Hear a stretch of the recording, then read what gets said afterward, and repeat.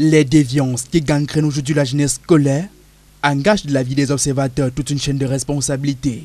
Outre les pouvoirs publics et l'administration scolaire, les parents constituent un maillon clé de l'encadrement. Ces parents, justement, à la rencontre de qui nous sommes allés dans les rues de Douala. Ce que nous vivons dans les réseaux sociaux aujourd'hui, ou dans nos vies quotidiennes aujourd'hui, montre un peu l'échec de l'éducation que nous donnons à nos enfants aujourd'hui.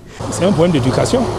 C'est-à-dire qu'avec les réseaux sociaux, actuellement, il faut veiller. Il faut savoir comment surveiller systématiquement, c'est-à-dire le comportement des enfants, dès la base. L'avènement des réseaux sociaux et la mondialisation entraînent de nouveaux types de comportements, mais des habitudes face auxquelles les gendarmes du parent ne devraient cesser de prévaloir. Ceci à travers un contrôle strict et rigoureux pour prévenir tout écart. Il y a une négligence de ce côté-là. Prendre la peine de vérifier le sac de l'enfant quand il sort de la maison.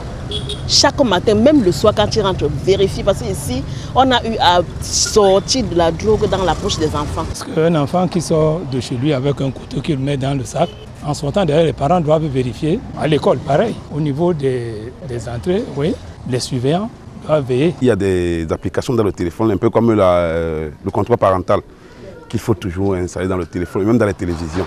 Parce que c'est toutes ces choses-là qui font en sorte que les enfants finissent par s'égarer très vite. Par-delà tout, privilégier le dialogue parent-enfant afin de détecter toute tendance pouvant mener à des déviances. La chicotte a fait ses preuves à notre époque, mais aujourd'hui, avec la mondialisation, ça n'est plus suffisant.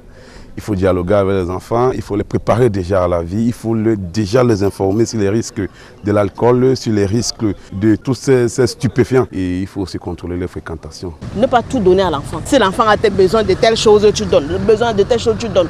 Apprenez à l'enfant qu'il faut souffrir avant de manger.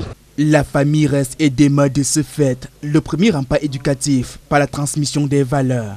La coéducation avec l'école viendra renforcer la réussite en éloignant le jeune élève des risques de comportement déviant.